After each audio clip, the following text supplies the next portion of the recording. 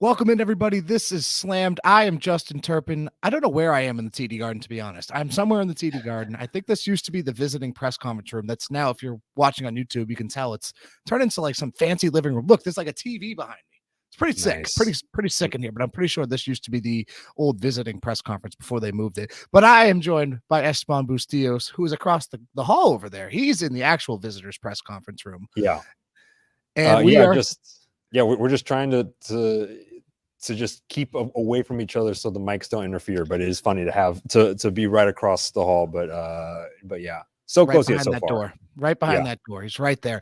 But we're here at the TD Garden reacting to game 2. And yeah, Celtics dropped game 2. Esteban, what were your immediate thoughts? Yeah. So as everybody probably knows, Heat win game 2, 111-101. It could not have been a more different game for the Celtics than they went game 1. I mean, afterwards, Chirp, you and I were talking. Sort of our big takeaway is like the Heat just don't have enough weapons without Jimmy Butler and/or Terry Rozier, who also wasn't able to play. And it's the return of the term zombie Heat has been thrown around a lot about this team. This is they always find a way to just grit out at least some sort of crazy win. And this felt like that. The two-man game between Tyler Hero and Bam Adebayo was just impeccable tonight. Bam had another great night. Tyler Hero came back alive. The record 23 threes from Miami. About everything just went as good as you could ask for Miami tonight. Yeah, and I like how you mentioned the record 23 threes. I mean, that's just insane. It set a franchise record, the most surrendered by the Celtics in postseason franchise history, and tied for third most in NBA history. And really, that's where the game was decided. And it's funny because that's where the Celtics won the game in game 1. And now, turn the tables to game 2, that's where the Heat win the game. And the big losers today, not necessarily the Celtics, because they still got at least 5 more games in this series, were the anti-3 crowd. The guys that have been getting on Joe Mazzulla all season and hate that the 3-point is now such a key part of the game. But the reality is that's where the game is won or lost now. And we saw that right from the start. Right from the first quarter, it was evident this game was going to be decided on the perimeter. When Miami comes out and hits eight 3-pointers in the first quarter, that tied their season high for any quarter. And right away, you knew it was going to be decided at the 3-point line.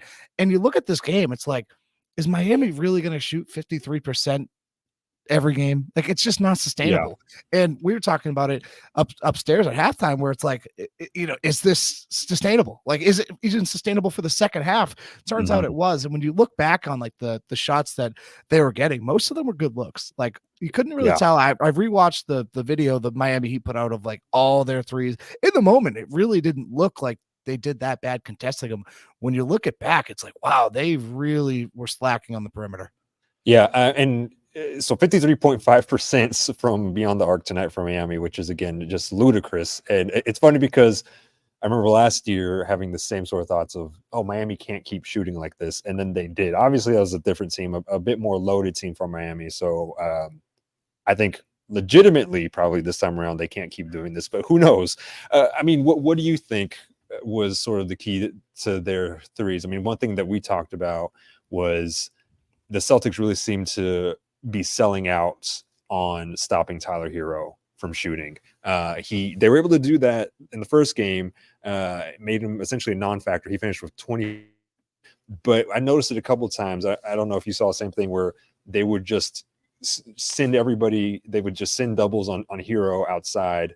That would open up the rest of the floor for the rest of Miami shooters. Right, they were keying that pick and roll with Tyler Hero and Bam Adebayo, which Joe Mazzulla talked about post-game. It's lethal in itself. But you look at it, it's like most of these guys aren't renowned 3-point shooters. You look at these guys, like, look at the starting lineup tonight, like Jaquez, Jovic, Adebayo, Hero, Martin. Like, none of them are really like, all right, these guys can shoot the lights out from 3. It's just, that's going to happen. Really is. Like, they averaged, I think going into today, I think it was 12.5 points per game, or 12.5 threes per game, in the regular season. And they more than double that today. Like, that's just, sometimes it's going to happen. And I think when you're the Celtics, it's like, Joe Mazzulla is also very math oriented. When he looks at things, it's kind of like, all right, we're going to let the percentages talk. This is what, like, all right, we're going to let this guy shoot because this is what his percentages say. And they kind of, it's basketball math. And that's what Joe Mazzulla does a lot. And I think they were kind of counting on that a lot today. But when they are making those shots, there has to be some sort of adjustment. The problem is they were just so keened in on slowing down that pick and roll. Yeah. And I think going to the Celtics a little bit, talking about what didn't really work for them, and probably one of the things that a lot of people are going to be talking about, Kristaps Porzingis, probably, I don't know, arguably the worst night he's had as a Celtic. I think so. Yeah. Yeah. Finish with 6 points, minus 32. This is not 1 for 9 from the field. This is not what this guy was brought in to do. And I don't think I expect this sort of performance from him going forward. But I mean, how shocking do you think is that stat line from him? Yeah, it's not even necessarily that necessarily like shocked me the most. It was more his defense. Like I don't think he matched the physicality as well as he did in game one. I thought that was a talking point in game one where like, all right, he held well against the physicality of Bam Adebayo. He didn't do that necessarily tonight. And now you look at it, like I think they were also trying to force a lot to him.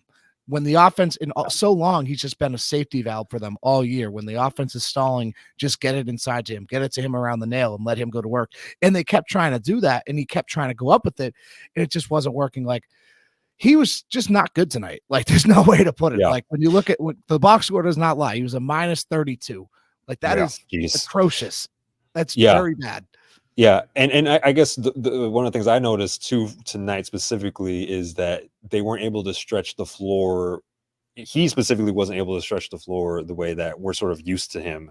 Going the inside game, the mid range, outside. We're used to that progression and it being easy.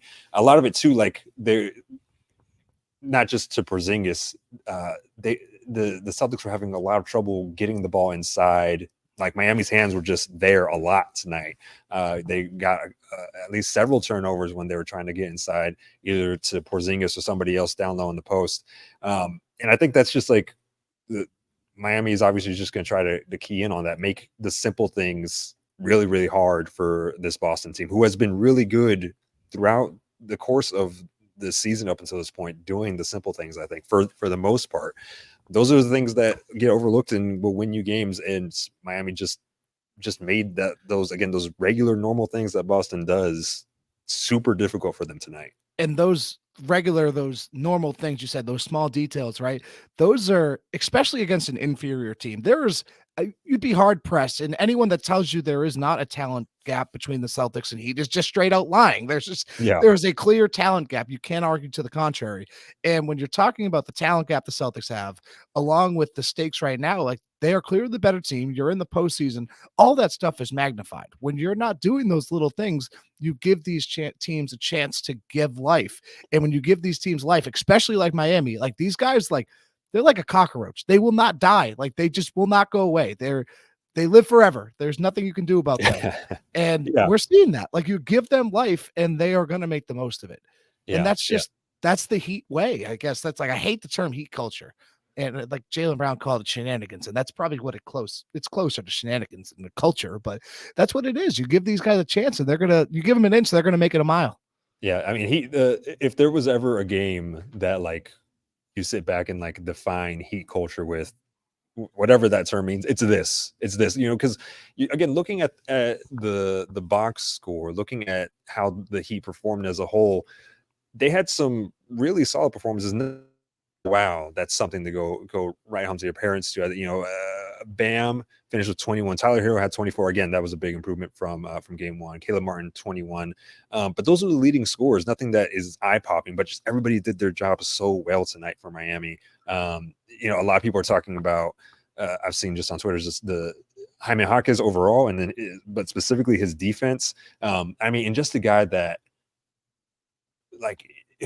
Miami does such a good job at getting those sort of guys who can do so many, again, little things really, really well. And I think that his game shines especially bright tonight on what he was able to do on both sides of the floor for a team that, as we mentioned, is really undermanned. Would he probably even be undermanned if Jimmy Butler, if Terry Rozier were even playing. But to have a guy like that who can just like, all right, go to the draft, pick up a person who fits our needs exactly. This is why Miami is still a dangerous team. And even Porzingis after game one is like, look, these guys, they're not just gonna lay down and let us take it. Like, they're dangerous, and he admitted that. And I think, I don't know if Miami. I still think obviously Boston wins this series, but after tonight, I think you do have to take credibly the threat that they pose to steal another game or two and make this a long series for Boston. And I think it's just, that's the playoffs. The playoffs are naturally competitive, like especially against a team like Miami. It's just, that's the nature of the beast. And I don't think it was a mindset thing for the Celtics. And I think when you look at the numbers, it doesn't lie. Like, Miami had a historic shooting night. That's what it is. And that's where the game was defined. And obviously Kristaps Porzingis struggling was a big part of that as well. But when the team shoots 23 threes and makes 53%, I mean, they're probably not going to lose much in today's NBA. And that's just the reality of things. But when you're talking about the postseason, and like you said, like those little details, like, I don't think it was necessarily that bad by the Celtics. I think there was some attention to detail that wasn't necessarily there, like their closing out and their box outs or whatever. But like, I don't think it was that bad. Yeah. And one of the points I heard brought up a lot in the post game press conference is the Celtics shooting only 32 threes, but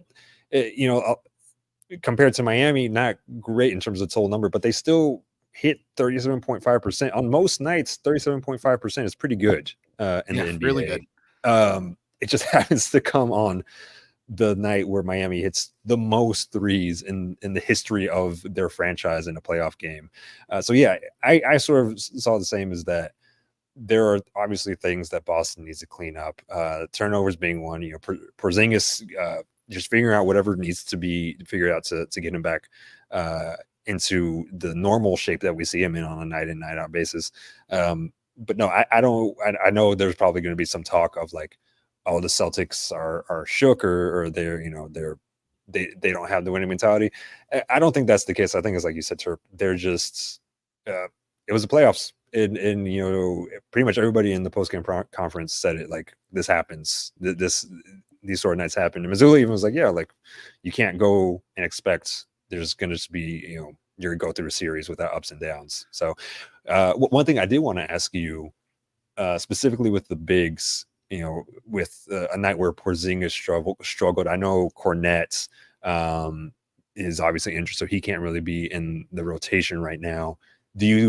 Would you expect to see a Tillman or even a Nemish Keita come in at any point in these playoffs? I don't. I mean, I think from the start it was an 8-man. It was going to be an 8-man rotation. And I think we were just kind of people were talking about it, obviously, because you're trying to predict the rotations and stuff, but like, they were never going to go more than an 8-man rotation unless it's blowout minutes. The only one I can really see them going to, like either Tillman or Brissett, I don't see Cornette fitting into the equation, just because when they go with the double big, they like to go with Horford and Porzingis. So I just don't see it. If you're going to see anybody, I think it's O'Shea Brissett or, like you said, Xavier Tillman, but I don't see any of those guys getting in unless it's a blowout. They are content with what they have right now. And I think when we're kind of talking about predicting the rotation, like we were a couple weeks ago, it's more so like who comes in if there's an injury, like who's the depth piece. And for these guys, this is the 8. Like, this is what you're going to be looking at. And you look at it tonight, like, there was less minutes for Pritchard. Like, Pritchard had significantly more than Sam Hauser. And I thought Sam Hauser was great tonight. I thought they got to him a little bit later in the second half than they should have. He had a couple good looks there that typically are going to fall. And that's just the kind of night it was for the Celtics. Like, I thought their offense, they didn't play themselves offensively. But when Hauser was in there, I thought he generated some good looks on the perimeter like he usually does. But they didn't play themselves. They didn't play like themselves offensively. And that's a direct correlation to their defense. Whereas you're not generating stops. They like to play in transition. And when you're not generating shots, when your opponent's shooting almost 50%, you don't get those transition opportunities. And the Celtics are directly harmed by that. And Joe Mazzulla talks about it all the time, where there's a direct correlation between the offense and defense, and the game is connected. And this really reiterated it, because how many times do you see the Celtics score 101 points this year? It's unheard of. They had one of the best efficiency wise. They had the best offense in NBA history, and they were fully healthy tonight, 101 points. But that's what Miami does. Yeah. I mean, I think it shouldn't come as a surprise to us that the Heat strategy against not even just this particular Celtics team, it's been the strategy that they've had for a long time, is just make the games as muddy as possible. You know, that's pretty much their strategy against anyone. And especially now, again, when their big star and Butler can't play at the moment, and even if they were to advance, who knows when he would even be ready. They're just going to try to make things messy, and tonight it really worked. And again, I think you have to give credit to them there, to what they were able to do, specifically just in terms of shooting. Tyler Hero, if he and Bam can keep playing the way they were able to play tonight, I mean, my goodness, not just the picks or the screens from Bam, but the dribble handoffs. The Hero had a couple of really great passes inside on the pick and roll from to Adebayo. He really, to me, is stepping up now, at least in this game, as a playmaker, and that's sort of what they're going to need from him if they want to get another game from Boston. And then we got Eastern Conference Finals, Caleb Martin as well. And that doesn't help. And he was feeding off it today. Like, there was a brief FU Caleb Martin chant coming from the balcony, and right away he responds. I think he had 2 threes in a row. And one of them was right in front of the Celtics bench. And he kind of flashed the 3 right in front of him. He feeds off that. And they have that, like, you know, we were talking about it the other day, where they don't necessarily have a dog in the sense that somebody that can take over a game. I think Bam can be that, but it's really tough to play through Bam because he can't really shoot from the perimeter. Like, you need, like, if you're going to take over and score, and he did. To Bam's credit, he's 4 for 5 in the final frame, and those were all contested. The 2 on Horford to begin the quarter, Horford could not play any better defense, and Bam's just going over him. And we were talking about it walking down. It's like, when he's around the rim, man, it's just so tough to defend. Yeah, that fadeaway he does in the paints is because it won't just be like, oh, he's just going to fade away. You know, he's going to back him down. He's going to feint left. He's going to spin right. He's going to go the other way, fade. It's almost a lost art, that sort of post presence like that. You don't see a lot of guys who have that sort of grace down low and instinct on when to shoot that mid-range shot like that, where essentially, if you could do it right, and he did a lot tonight, it's almost unblockable.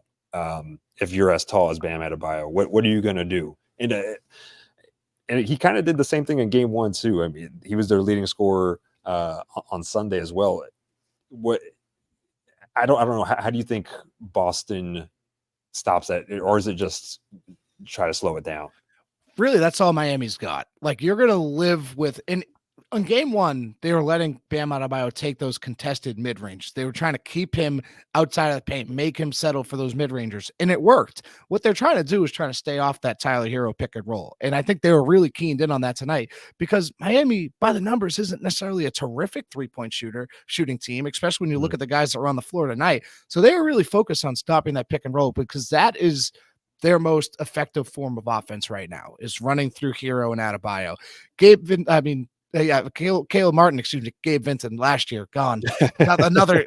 See, you could tell there's like nightmares running back, especially with those green jerseys tonight. It felt like game 7 all over again with those green jerseys. But that's what they're trying to run through. Like, the Celtics are going to let them, like we talked about earlier, they live by the numbers. So they're going to let you shoot. If it's a low percentage shot by your metrics, they're going to let you shoot it. And that's the way they play. And for the Heat right now, their best form of offense, their most efficient form of offense, is to run through Adebayo and Hero, and that's what they tried to do. And it works. So going forward, games 3 and 4 in Miami, game 3 Saturday, game 4 Monday. What are you looking for, Chirp, just in terms of what you want to see from the Celtics cleanup? I think the big thing for me, Porzingis is just gonna have a better game, and I think obviously he will. But to finish, single digits like that again, one for 9. That's that just has to improve, and not just for against the Heat. If they want to have a chance at winning a title, which I think is the expectation for this team, is to be a title contender. He just has to have better consistent nights. 100%. And we haven't seen that from him at all this year. And you look down the line, like we said, other than that Derek White 6-point stretch there in the fourth quarter, no one really played great outside of the Jays. That was really all they had going. But when you're looking ahead to game 2, the biggest adjustments I'd want to see is them to get back to themselves offensively. I think defensively, like we said, this was a historic night shooting. They shot 53%, franchise record for 3-pointers. We've been banging that drum all day. But offensively, that took them out of rhythm. And I think like we said, the connectivity there really messed them up. So I want to just see them get back to themselves offensively in game 3. Play fast, like play your brand of basketball. 32 threes tonight. That's not the Celtics. That's just simply not the Celtics. It's funny because everyone's been saying they shoot too many threes. And then tonight it's like, where were the threes? Well, which one is it? Right? Right. You want the threes because that's what brings them success. So I just want to see them get back to themselves in game 3. And I don't think it should be a problem because, again, you look at this, it's like you chalk this up. And again, voodoo magic from the Heat, whatever it may be, but you chalk this up as a hot shooting night. That's what it was. I don't think like Celtics, especially down the stretch, didn't necessarily execute great. But other than that, like you hold the team to 111 points and they shot 49%, knocked down 23 threes. Is it really that bad? Yeah, that's fair. That's fair. I guess the broader criticism is just that, and I think a lot of people will have, is that you sort of expect the Celtics to be beyond this at this point. But again, it's the playoffs, and I don't think, even with a historic Celtics team, I don't think you can take wins for granted, which kind of feels like at times folks did, and thought that this Miami team would be the one that the Celtics would finally steamroll through. But I think look, this is a true rivalry. These teams, these franchises don't like each other. Miami, especially given what they sort of hang their hat on as being this tough franchise, they were not just gonna, let Boston come in and control this series. So I guess it is just as an observer. I don't know. You want to have the instinct of like, this is disappointing in the sense of that, like, this is again what you sort of expect from old Boston teams. But again, this is the playoffs against a really tough Miami team that I think is severely underrated. 100%. And like you said, this is the playoffs. I think coming into a series and expecting it to be a sweep is just not a good mentality to have, because so much has to go your way to win in the playoffs. Every possession matters, every second matters, everything. There's no insignificant second in the postseason. It's just the nature of the game. And that's what makes it so fun. And I think the Celtics understand that. The problem is I don't think others understand that, where you're seeing this team steamroll to 64 wins. And it's like, all right, everything's going to go their way. They're going to march their way to the finals. Like, they lost one game and everyone's like, oh, this is back to the old Celtics. The only way I'd agree with that is in the sense that they couldn't execute down the stretch. By that point, though, was it really that close? I don't think it really was. So I think that, okay, I'll give you that argument. But other than that today, really, what was the old Celtics about this? They got torched on the perimeter. Like, you got beat on the 3-point line, which is your forte. You got beat at your own game. How many times is that going to happen? I don't know. Yeah. So I think my expectation personally is that, again, this is from 3. You would hope a bit of aberration, but again, I do point to last year's Eastern Conference Finals, where I was saying the same thing, and Miami found a way to hit to be very hot consistently from beyond there. But I don't think we see it happen like this consistently night to night. I think Boston does make adjustments. Obviously, Spo and his crew are going to make adjustments as well. And that's sort of the fun part of the chess match that we see in these 7-game series, or best of 7 series, is just who can adjust better from night to night. It's going to be fun. It's going to be, I'm actually kind of glad, because we were talking about, like, and after the last game, how game 1 was kind of only really enjoyable if you were in there in person. If you're watching it from home, that's just a blowout win isn't necessarily the most fun. This is great. It feels like a series, which I think is that's the best sort of basketball. And it's a wake-up call. It's a chess match. That's what the postseason is. It's going to be about adjustments. And for the Celtics, this is a wake-up call. Like, this is it. Like, welcome to the show. It's time to go. Esteban, I'll get you out on this one. Does this change your idea for how long this series goes? How many games are you thinking after today? I I don't know if I honestly, even before game one, I sort of felt like five or six anyways. Game one may have sort of changed that, but after tonight, I'm sort of like, yeah, 5 or 6 seems realistic. I don't necessarily think Miami takes it to 7. Again, we're sort of assuming that Boston wins, which I think is still fair and safe to say. But yeah, I think it's look, this is a team I always thought was gonna grit out at least one win. And now, if they can do, I don't think they have to have as historic a night as they had tonight, but if they can do again some of those things just to get in the way of Boston doing the small things, I can see them winning another game in the series, no doubt. I'm with you. I'm thinking 5 or 6. I think everyone knew the Heat were going to make you work. And then when it comes like push comes to shove, everyone's like, why are you losing? Well, everyone knew the Heat were going to make you work. So like, let's relax a little bit. I'm saying 5 or 6. I don't see any way this goes 7, but I can definitely see them stealing one in Miami as well. And like you said, it just, do they have to shoot 50%? Is that what it's going to come down to? Because if that's the case, I don't know how confident I feel about that. Then, and if that's the case, I lean 5. But if they can find other ways to win and kind of disrupt Kristaps Porzingis the way they did and disrupt the whole roster other than the Jays, I'll give them a chance. I'll give them 6, but I still lean 5 in this series. And we'll be back here for game 5. And that'll be next Thursday, Wednesday, Thursday. I haven't looked that far ahead. Yeah, it's all good. It's all good. Yeah, man. I go Sunday to Sunday. That's my schedule. Sunday to Sunday. Before we go, shout out our fearless leader, Megan Ottolini, who couldn't be here tonight. Yes. Recovered. She's DNP sickness. So hopefully we'll have her back soon. But I hope she feels, Mego, I hope you feel better soon. Sources in Megan's camp tell me that we might have her as soon as the next episode, which will include a special guest. Yes. So stay tuned for that one.